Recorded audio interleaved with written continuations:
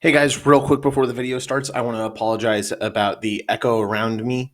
I am just getting set up for the studio in my apartment and I'm working on getting soundproof padding, so that's why there is an echo, and I do just want to apologize for that in advance. Okay, enjoy the video.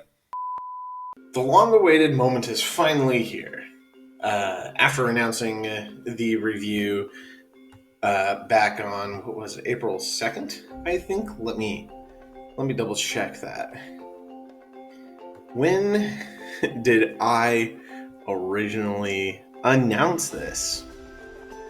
April 3rd, put it out then to ensure that you guys wouldn't think that this is an April Fool's thing. No, I actually wanted to do this. So, Skylanders.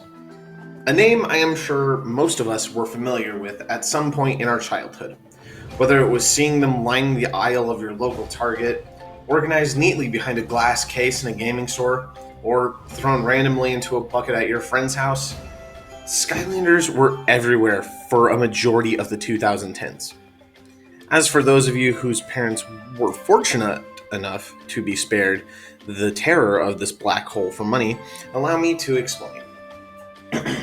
In 2011, Activision and Toys for Bob came together to release a new Spyro the Dragon game. However, due to fear of the purple reptile not succeeding on his own, they continued to struggle. Meanwhile, down the hall, a new IP was being created called Skylanders, a Toys-to-Life game in which you would place little figurines of characters onto a portal to play the game. With fear of this brand new creation unable to stand on its own two legs, they slapped Spyro on the cover and called it a day. However, most kids did not know Spyro was from his own game, proving that it would have done just fine. How the game works is the figurines have a little chip inside of their base.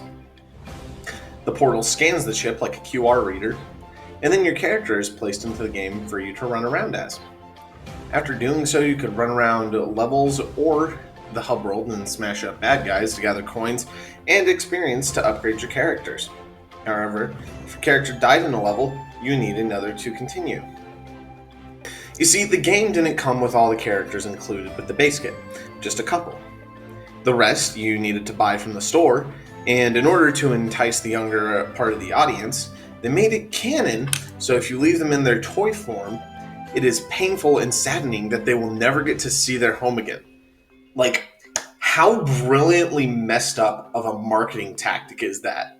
Like just imagine a kid not knowing any better about how it's just a toy, and their parent just drags them away from the aisle with them crying, "No, Mommy, you're dooming them to an endless hell!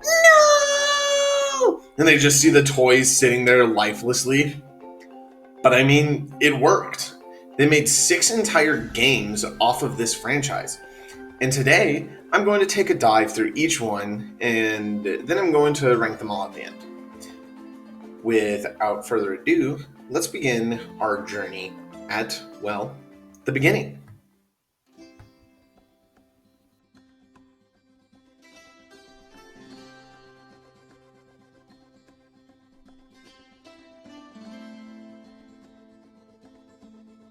Alright, this is going to be an awkward part, as I haven't actually quite played the story for Spyro's Adventure, nor can I find a copy of it to play through for this video. From the little I did play once at a friend's house, though, I was just in love with the game. There's just a charm to the bits of the battle mode we'd play together, and there was one figure from this game that he gave to me, and I believe he's on screen right now if I got background footage correct. His name is Flameslinger. He's a little blind archer from the Fire Element. And he's really cool.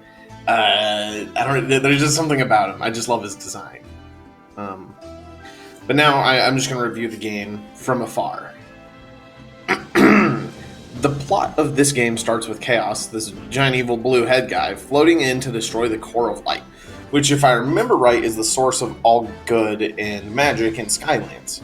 He unleashes his Hydra upon it, and in the process blasts/Spanishes the Skylanders to Earth, so they're out of the way, and in the process it kills Eon, the last Portal Master. However, as a ghost, Eon gives you the portal and allows you to send Skylanders back and forth between Earth and Skylands in order to rebuild the Core of Light and save them. The game sends you to about 22 levels, 8 of them taking you to one corresponding to each of the 8 elements. What are the 8 elements, you may ask, if you are new or forgot? It's totally fine. Well, here's the list, because I totally forgot them. Magic, tech, water, earth, life, undead, and air. Each element has 4 characters, usually being the following: a dragon, or a 4-legged and winged creature, a golem, like an elemental being just comprised of that element, a caster, like a magical person who can control that element, and a knight, someone who wears armor and utilizes that element as their weapon. The rest of the levels, though, have you fighting chaos forces and saving people and stopping disasters until you reach the final one, which sees you through a gauntlet of all you've learned across your journey. You beat Chaos and send him to Earth, where he himself becomes a toy. In a neat little twist of fate, you know? I remember walking around the corner and just seeing rows of them. You know, you had this knight dude, his name was Chop Chop. He was like a skeleton knight. You had another figure I remember I liked. Her name was Whirlwind. She was like a Pegasus unicorn thing, and she'd shoot rainbows from her horn. There was Spyro, obviously. There was Trigger Happy. There was Gilgrunt, and those 3 came in the starter kit. The Portal came with the starter kit, and I believe at the time it was for PS3, Xbox 360, and the Wii would be the normal version, and then the 3DS also had its own version that you could play through it on, or I think it was the regular DS. I'm not sure, but there was a way for you to play Skylanders on the go. Now, seeing as I haven't played the game's story, I can't give an official score to it, although I will be including it in the ranking for the series as a whole, as, you know, it would be an incomplete list without Spyro's Adventure, considering it was the one that started it all. Now, we're going to move on to the second entry in the series.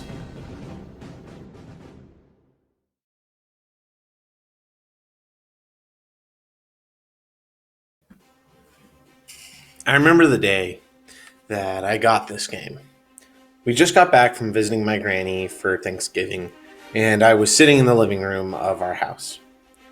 Mom and Dad asked me if I wanted to open my Christmas present early, and said that if I did, I would need to share it with my brother and sister. Naturally, like any kid would, I jumped at the opportunity to open a present early. I mean, opening a Christmas present in November? What a legendary kid moment. So, I opened the gift, and there it was. Skylanders Giants. Because I had to split it, there were 3 figures. 3 figures, 3 kids, easy split. So, I picked Jetvac. He was this little hawk bird guy with a vacuum gun, and he was mainly blue, which is why I picked him. My brother picked T-Rex. I don't really remember the specific reason why. I think it was just because he liked him. And my sister picked the glow-in-the-dark figure. Her name was Cinder. She's like an undead dragon.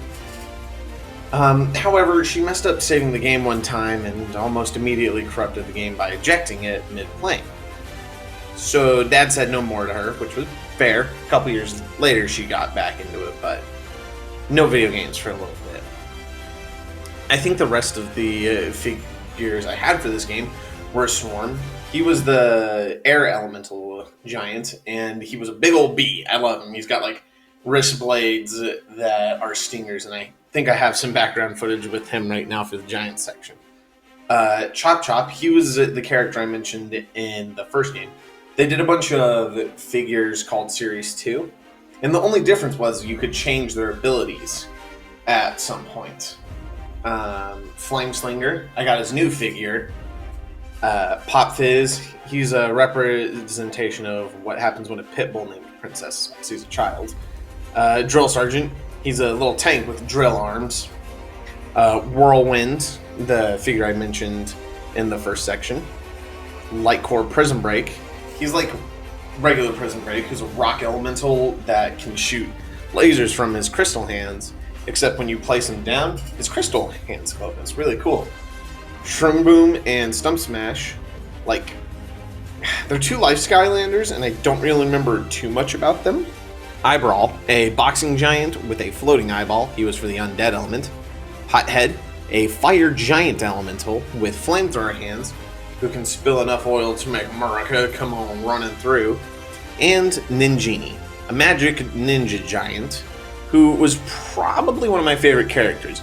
She has giant katanas and a big old bottle on her back. Really cool design. As for the story with this game, you learn about the history of the giants in the first level and how they got banished from Skylands and landed on Earth, so you can buy them for only $19.99 at your local retail store. After that, Chaos uses the portal at a toy store, mocking the Skylanders that are there, and returns to Skylands, where he then begins looking for a giant fist that can turn him into a giant robot and give him control over an army of giant robots. After that, the following levels you play through see you on a quest to locate things like a map to this vault that has something inside of it, the vault with the fist, and as you try to beat Chaos to the Arcane Iron Fist, I looked it up, that's what it's called, it's pretty cool, and a bunch of various different quests. However, he gets there first and becomes the giant robot that you fight for this game's final boss. Some of the more memorable levels in this game for me were the ones where the ghost pirates attack the ship, which is the main base, so you have to fight off an invasion in the hub world. It was really cool, I like that. We'll talk about the person who owns this ship a bit more in a minute. After that is the level where you ride on top of a giant robot, and you stop at points along the canyon, and you can use the giant robot to shoot at some of the enemies. And then the best one from the game is this one that takes place on this giant drill that Chaos is trying to use to get into the vault, I believe. And that's because at the very end, you fight this huge drilling robot. He's just got some of the sickest beats, man.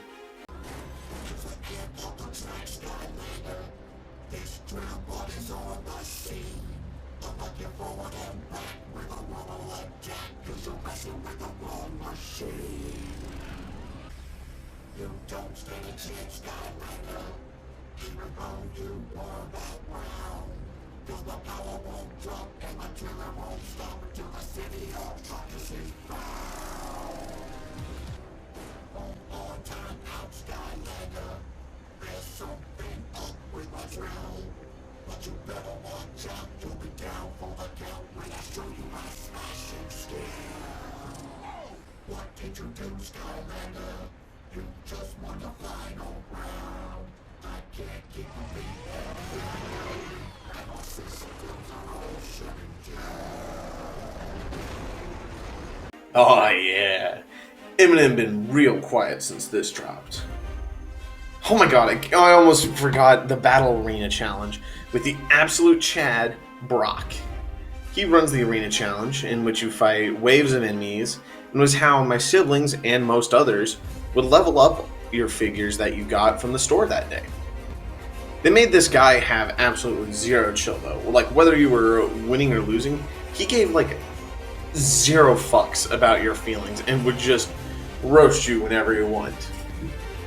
Coming off the heels of Spyro's Adventure, the game had some big shoes to fill after the success of the first game, and luckily had some feet giant enough to do that. So I'm going to give Skylanders Giants an 8 out of 10. Solid as hell and good for a trip down memory lane.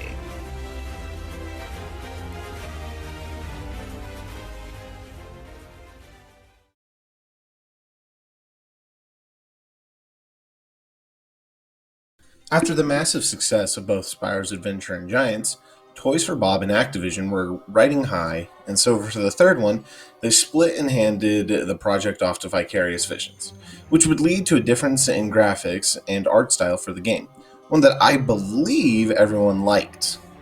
So with the desire to make a new Skylanders game for the third year in a row, the team needed to come up with a gimmick that would really grasp people's attention. And so they did. For Skylanders Swap Force, new figures were to be made that had top and bottom halves that would magnetically connect with each other, allowing you to swap out different character pieces to make your own in a way. The base kit came with Washbuckler and Blast Zone.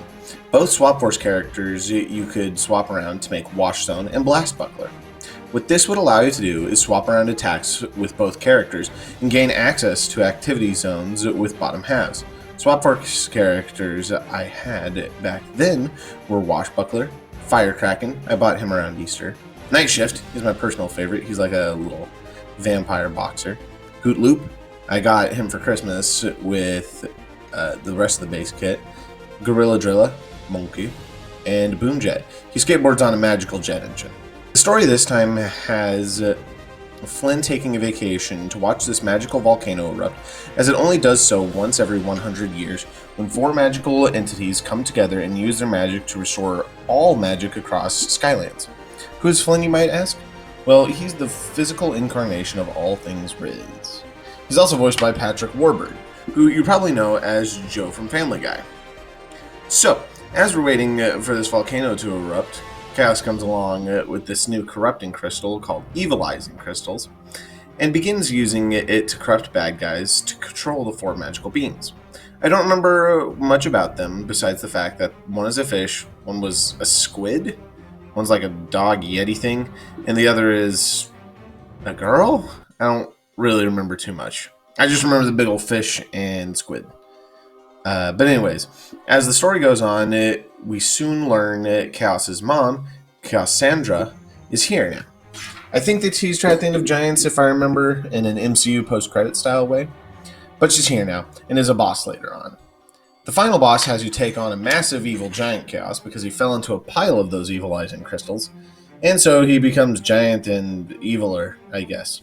Anyways, you beat him by attacking different crystallized portions of his body, whether it be teeth, crystallized portions in his brain, toenails, all of them. You go ahead and you just break off those crystals. I don't really have any specific memories with Swap Force, other than the fact that I think it was the one I collected the most figures for. But I do know that it is usually held as the best game in the series by most people, which is a fair claim. It overhauled the graphics by a large margin, added a cool new set of figures that you could interchange, and fixed a lot of prior issues with the previous 2 entries, such as there not being a jump function in order to go up little ledges, and you need to go around and to the bounce pads and then track back towards that area. Whole hassle. So I'm going to give Skylanders Swap Force a 9 out of 10. A good new way to mix up the game.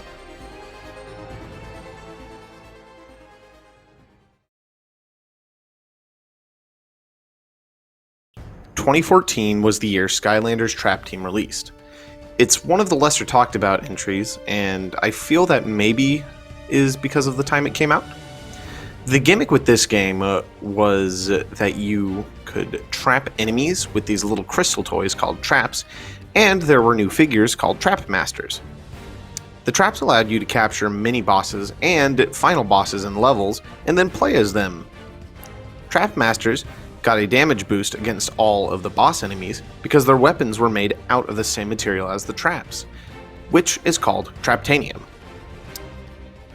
With a gimmick like this, I'm surprised it isn't as talked about when it comes to the rest of the series. Spyro's Adventure gets a reasonable amount of attention because it's the first. Giants then improves upon Spyro's Adventure and is just a general fan favorite. Swap Force is an overhaul, and SuperChargers is divisive, and then Imaginators is the last one. However, I do want to talk positively about my experience with the game I had, so here we go. My parents got us the Dark Edition for Christmas, and let me explain what that is for non-Skylander fans who may be watching. Okay, so see, normally a starter pack comes with a few figures to get you started. The Dark Editions are the same thing, with the difference being it usually has 1 to 3 additional figures, and the Skylanders are all dark and silver as opposed to their normal colors. In Trap Team's case, you got the dark versions of Trap Masters Snapshot and Wildfire, as well as a core character named Food Fight, and you got his dark variant. The regular version of this starter pack just comes with Snapshot and Food Fight. So you got one additional Skylander, as well as it being a Trap Master. I think I got Snapshot, my brother got Wildfire, and my sister got Food Fight. Then there are 3 traps, one being for the life element, one for the water element, and one for, well, chaos, actually. I don't remember all of the characters in the roster, but I think I can remember a few that I had personally when it came to the Trap Masters. I almost never got core Skylanders or non-gimmick figures. Those were Gusto. He's a big ol' air Skylander with a huge boomerang. Bushwhack. He reminds me a lot of Freyr if you've played God of War. Ragnarok, that is, specifically. Then there were Nightlight and Nightmare, which brings me to a technical third gimmick that this game had. That's right, Trap Team brought in the light and dark elements, which both contained a Trap Master and a dragon. It was pretty cool to see new elements being added. However, they didn't really make more than 2 new figures per game, which was strange and still made them unique at the same time. Now, as for the story, this game sees Chaos breaking out a gang of Skyland's most notorious villains and baddies, the Doom Raiders, who, despite being called the most notorious, have only one iconic villain from a previous entry, that being the Chompy Mage, who appeared last in Skylanders Giants. Thankfully, almost all of the other Doom Raiders get time in the story and their own levels to leave an impression on you, aside from Gulper, who's a first level boss. Rip, gone too soon, my boy. Everyone else I can remember for the most part, even if I don't have their names down. I can look them up real quick. Okay, so there's Chef Pepperjack. He's like a tomato pepper chef, and you take him on with his own level called Chef Zeppelin, which is a play on the words Led Zeppelin. He's the fire element character for the Doom Raiders, and uses a whisking gun to shoot peppers at enemies. You have the head girl.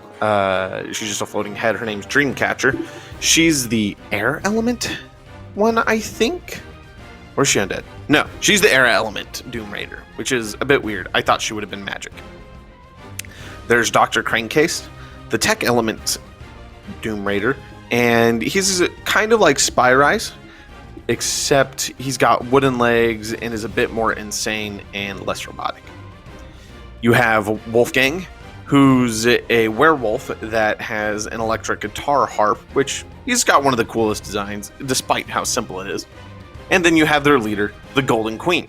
She's the Earth Element one. And she's basically the Midas touch, just brought to a female character with an Egyptian theme. I remember liking Dr. Cranecase and Wolfgang the most because of their designs. Now, throughout the story, you traverse locations in Skylands, defeating and recapturing the Doom Raiders until Chaos does... God, I forget what Chaos does exactly. Let me look it up.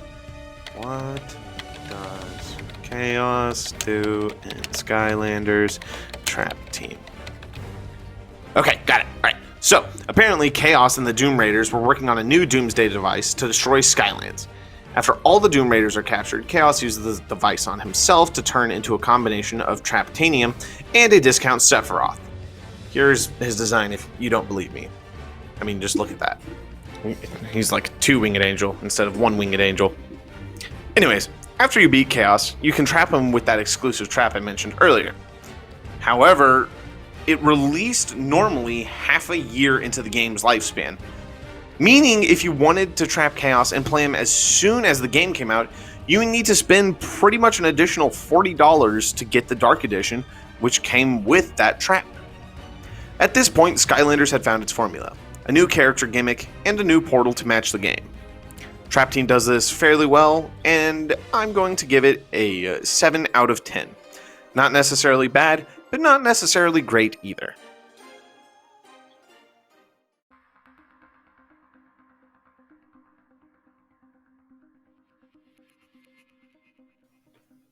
Skylanders was sitting comfortably off its so far 4 released entries, with figures basically flying off the shelves, as if you didn't get the ones from the current game during its lifespan, chances are you weren't getting that figure, as they would disappear from the shelves whenever a new game would release. However, with both LEGO Dimensions and Disney Infinity both being solid contenders thus far, the next Skylanders game needed to have something other than a new type of character to play as. And so, rumors began to circulate about what this new game could potentially hold, and no one was ready for when they revealed Skylanders 5 SuperChargers. In this new game, you would race, swim, or fly across Skylands in order to save it from being destroyed by Chaos and his horrifying Sky Eater, a giant doomsday machine that is basically his Death Star. The device rips open vortexes and sucks in parts of Skylands to feed and grow Chaos's most dangerous ally yet, the Darkness, an ancient and powerful being who doesn't just want to control Skylands, but instead destroy every last galaxy across the cosmos until nothing but darkness remains.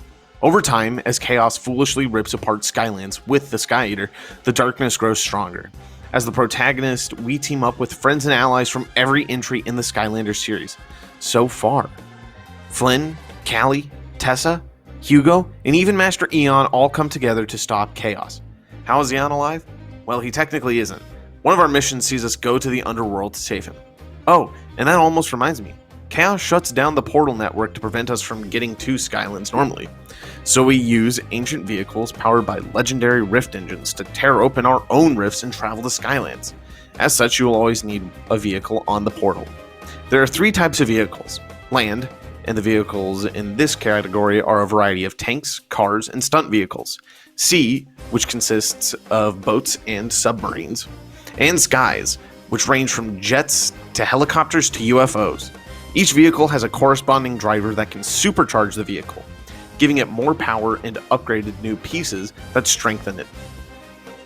The supercharged boost also affects the driver by giving them an additional chunk of health. What's neat about the vehicles is that they have their own upgrades and customizations. The upgrades are whether you just get more armor and power, but what you also get is different pieces for the vehicle. So you can change, like with the starter vehicle, the Hot Streak, you can change its fire wheels or what its back engine looks like. But what's neat about the vehicles is that you can never lose them when you take too much damage. No, instead the armor gets destroyed, and the Skylander you're playing as will start to take damage to them instead. So the Skylanders will faint, which is a neat touch since you need the vehicles to get to Skylands. Now you'll use the vehicles to affect a variety of different things in the levels, but in reality you'll only need the land vehicle that comes with the base game to complete it. However, the sea and sky portions can allow you to take down hazards that would otherwise make a level more difficult to complete. What's funny about this game is that I like basically every driver and vehicle combo. So, real quick, here is a fast mini ranking based purely on their designs. Number 18, Thrillipede and the Buzzwing. Not bad, but not good. 17, Smash Hit and the Thump Truck. Good idea, not the best execution. I do, however, like how Smash Hit's weapon becomes the Thump Truck's back piece in the supercharged combo. Number 16, Astro Blast and the Sunrunner, the 3rd and 4th light element figures. Unfortunately, Astro Blast's design just doesn't work with the colors he's given. However, as you're seeing in the background, I have his legendary variant, which makes his character stand out quite a bit more. Number 15, Fiesta and the Crypt Crusher. It's an alright set. I like Fiesta's design, and the Crypt Crusher is definitely a unique vehicle, being that it's a trike. However, there are just some better ones overall. Number 14 is the Dive Clops and the Dive Bomber. Dive Clops is such a unique design, but it's not necessarily a good thing, and Eyebrow pulled off the single eyeball thing better. 13, Terrafin and the Shark Tank. I love the one-handed rocket launcher that Terrafin gets with his Superchargers redesign, and the rock armor works well, but the tank itself just isn't too standout other than the shark fin on the back. Number 12, Roller Brawl and the Tomb Buggy. The redo of Roller Brawl is such a vast improvement over her initial Swap Force design, and the Tomb Buggy is one of the best looking land vehicles as well. Number 11, Eruptor and the Burn Cycle. It's a solid set and a cool redesign to Eruptor, as he's normally a ranged Skylander, and turning him into a melee one really switched up how you play him. Number 10, Stealth Elf and the Stealth Stinger. I've always been partial to Stealth Elf, seeing as how she got the most additions to starter packs across the entire series. And to see her get a minigun in this game is a solid choice for her redesigned weapon. Number 9, Trigger Happy and the Gold Rusher. Triggs has always been like a daredevil, so the Evel Knievel outfit really works with him. and his vehicle is really cool looking as well. However, along with Thrillipede set, I wish it didn't cost a kidney to get, otherwise I would have them in my collection already. Number 8 and 7, Splat, Jetvac, and their vehicles. Both characters are on the better end of designs, but close enough that I swap them out often enough. Number 6, Gilgrunt and the Reef Ripper. Gilgrunt getting a massive trident was the best choice they could have done for his rework, as across the series he's just had his gun. And fun fact, Gilgrunt is the only core Skylander to get 5 designs across the series, 6 if you count his minifigure. Number 5, Pop Fizz and the Soda Skimmer. He's got a tuba. That's all. I love the tuba. Number 4, Stormblade and the Sky Slicer. For the final Sky combo, it's a good one. Stormblade is a solid character, and so is her vehicle, with her being one of the fastest characters damage and movement-wise across the SuperChargers roster, as well as her vehicle being very good in its damage. Before we get to the top 3, the honorable mentions have to go to Donkey Kong and Bowser, who were Nintendo guest characters. A cool concept that gave us some really cool designs for the two.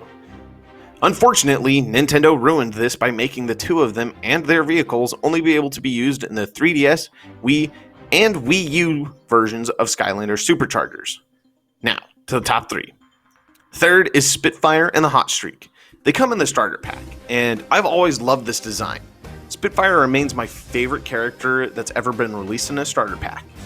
And the Hot Streak is just so iconic when it comes to the SuperChargers vehicle set. Fun fact, did you know that the Hot Streak and Spitfire are the most redecorated / recolored figures for this game? Those variants being regular, dark, and instant for both of them, as well as golden and the E3 exclusive for Hot Streak. Second is High Volt and the Shield Striker. I haven't been able to ever find this guy, but I've always wanted him in his vehicle. Future Blue here. I was actually able to find most of the SuperChargers figures and got these two. High Volt's design works really well, and his upgrade path where he gets the white armor looks incredibly awesome. Definitely deserves this spot. And in first place is Nightfall and the Sea Shadow. After its introduction in Trap Team, the Dark Element has always delivered amazing designs, and Nightfall is no exception. Her design and figure are amazing. I've played a little bit with her at a friend's house before, but I could never find the figure for myself. So if you for some reason have that figure and would be willing to part with her, thanks. Hey guys, Future Blue back. I also got these two, and she's definitely still my number 1 figure. Okay, back to talking about the game. So you and your team of SuperChargers will journey across Skylands looking for a way to destroy the darkness.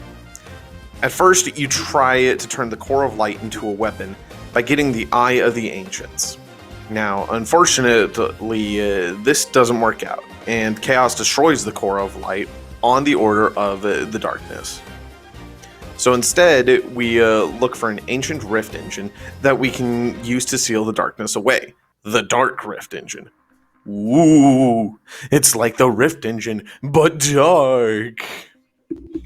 As for the Sky Eater and taking it apart, when we get to the level with it, we have 2 options. Ride inside with the others, or shut down the defenses by destroying a big asteroid and having the machine eat it. So naturally, we take the cool option and blow up the asteroid, and then do a Death Star 2 style infiltration, where you fly through the inner mechanisms of the machine. And we eventually get to the interior. At one point, you come across a sea area that if you go into it, you'll end up fighting a baby Hydra, which I believe is canonically the child of the one you killed in the first game. By completing this portion, you drain a lot of liquid and prevent the Hydra from growing any bigger. This liquid drainage allows you to traverse the area and get to a couple extra treasures. Now, when the time comes, we enter the throne room and command center of the Sky Eater to fight Chaos, only to find that the darkness is nearing his full power and has convinced Chaos to activate the Cataclysmic Mega Rift, which will destroy Skylands and all life within it. This all leads to a very nice turning point after the fight, where Chaos realizes how horrible he was for trying to put others beneath his control after the darkness does just that to him. So, he throws down his Emperor crown and title before turning on the Dark Rift engine to seal away the darkness and destroy the Sky Eater. We get out of there and everyone begins celebrating as the credits start to roll and the Sky Eater has exploded in the backgrounds. It's a very nice, funny credit song that fakes out, and I'll put it at the end because the darkness isn't quite done yet. He pulls himself out of a dark rift and begins pulling pieces of the Sky Eater to form armor and creates a very dope design for himself. Now you'll take him on in the final battle as you hop into your favorite land vehicle, dodge enemies, and build up speed and rift surge rings to slam into him for a stun and then deal damage to him. It's a nice climactic finale fight that ends with a feeling of, we did it. After all our hard work, we sealed away and destroyed the source of all evil. Chaos is redeemed, and we finally brought peace to Skylands. SuperChargers is an absolute 10 out of 10 compared to the other games in the series, and serves as a nice close to the series. And man, I'm glad it ended here, and that they didn't make an unnecessary 6th entry after this one. Fine. I'll talk about that one.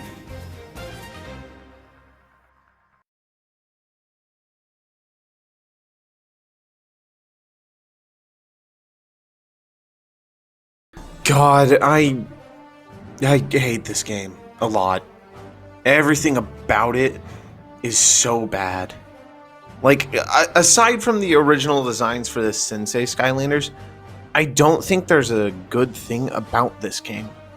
Half the figures are villains from Trap Team, but it's not as cool because with Trap Team it was the traps that made them special. The rest of the figures are a part of the gimmick for this game. See, after 5 entries and their financial success, good old higher-ups wanted more money and they wanted a 6th game. But the devs knew this wasn't a good idea, so they just said, screw it, let them make their own Skylander. How bad could that go? It went not too bad, actually. Look, as much as I hate the lack of original Skylanders for this entry, the custom character options are pretty generous, as you have a variety of classes and options for those Skylanders when you're creating your own. Unfortunately, you can't reset the character back far enough to try out another class, which required you to go out and get more crystals for more Skylanders. But if you buy ones being resold, chances are they'll most likely have classes picked on them already, and you won't be able to make them the character you want for that element. Along with that, from what I remember of the story, I never completed it, every level is basically a Reader X insert popular Skylander adventure. The only levels I really remember that had like a creative thing was that one with the guacamole giant monster and the Super Saiyan Chaos boss fight at the end, which I really like that design. I don't really have a lot more to say. Kingpin, Ambush, Starcast, most of the original Sensei designs are really good. I think Barbella is the only one that's not that good. And I don't know, maybe I'm being really harsh on this game. I feel like because I didn't have too many of my own creation crystals and senseis, I didn't really get a good experience with this game. I was at the end of high school with it, just about, and I felt like I was being judged for playing it still. But I'll come back with a review someday on it as a more fair point of view, because I've never actually played it to the end, and I'm putting Spyro's Adventure in this, and I haven't even played that game. But as of now, I mean, this game is a 2 out of 10 for me. Super Saiyan Chaos saves it from being a 1, but I haven't even fought that one. So I'll get some more figures, get some more crystals, make my own guys, and I'll do a playthrough of it sometime. How's that sound? You know what? We'll say it here. After I beat Jedi Survivor, I think my Let's Play will be Skylanders Imaginators, because I haven't played it. So I'll get more figures. I'm just gonna play through the first level, and yeah, you'll get my actual genuine reaction.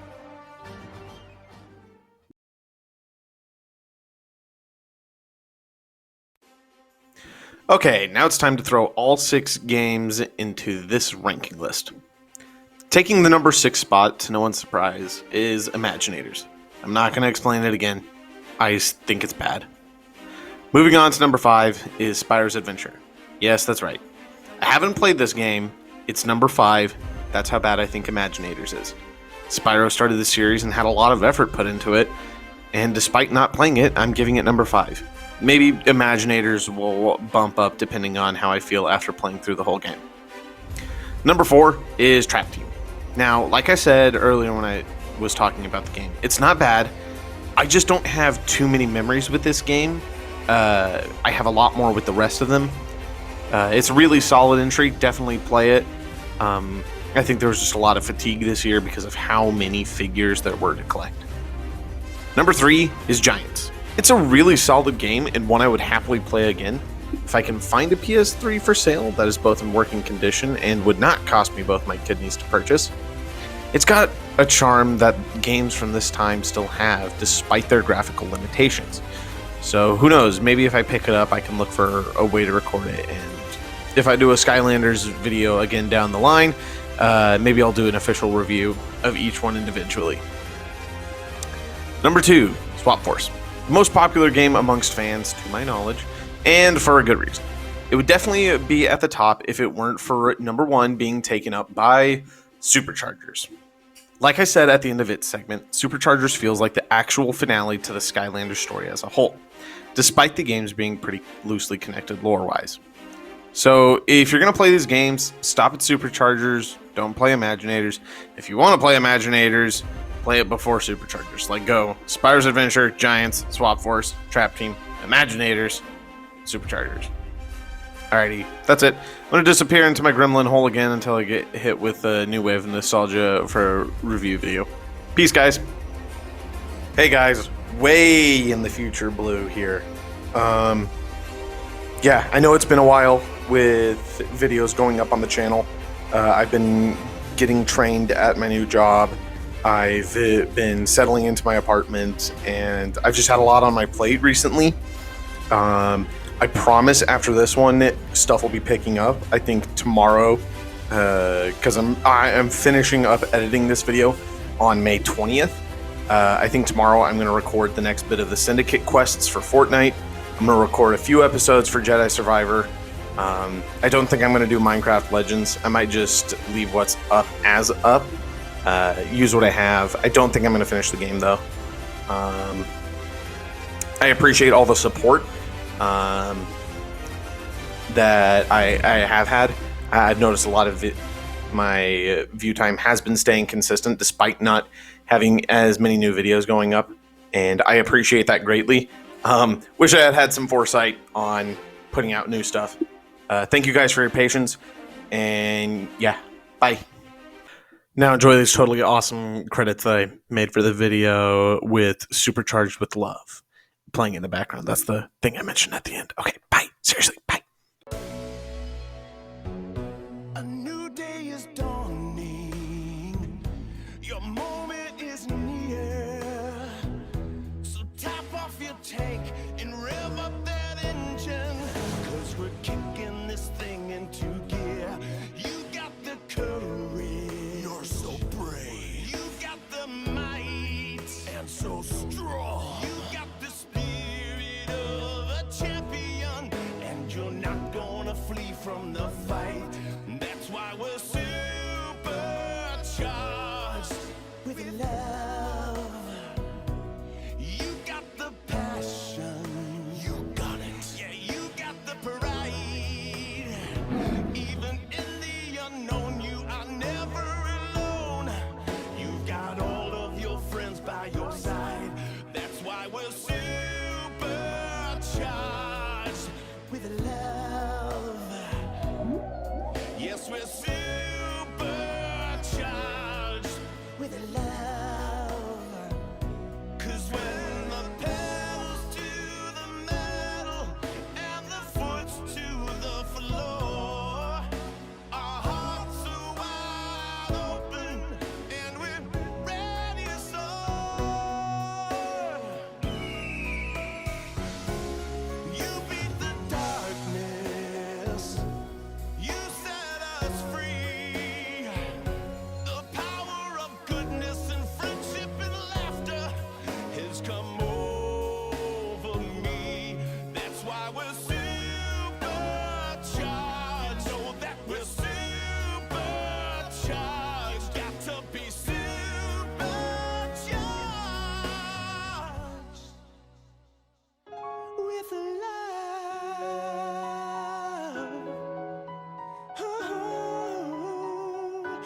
super